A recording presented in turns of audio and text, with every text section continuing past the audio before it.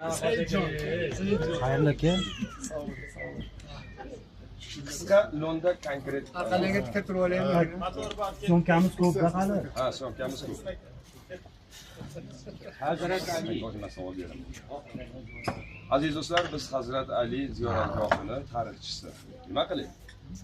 Aziz do'stlar, biz Hazrat Ali ziyoratgohini ko'p yillardan buyon xalqimizga shu ziyoratgohni tarixi haqida so'zlab kelayotgan tarixchi inson bilan mana boshqacha qilib aytganda mezbon bilan uchrashdik.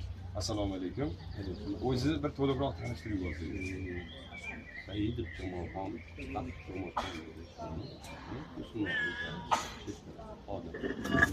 Hazrat Ali haqida bizga gapirib bersangiz, bu ziyoratgoh.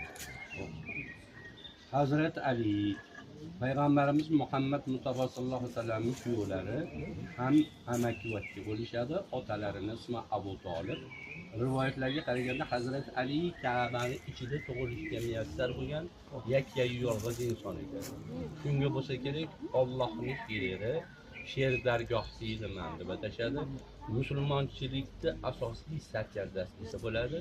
4 choriyonlardan birlari, yigitlarda, askarlarda, polvonlarda biri Payg'ambarimiz Muhammad Mustafa sallallohu alayhi vasallamning kichik qizlari Fatima onamiz uylanganlar, suyukli kuyovlari ham.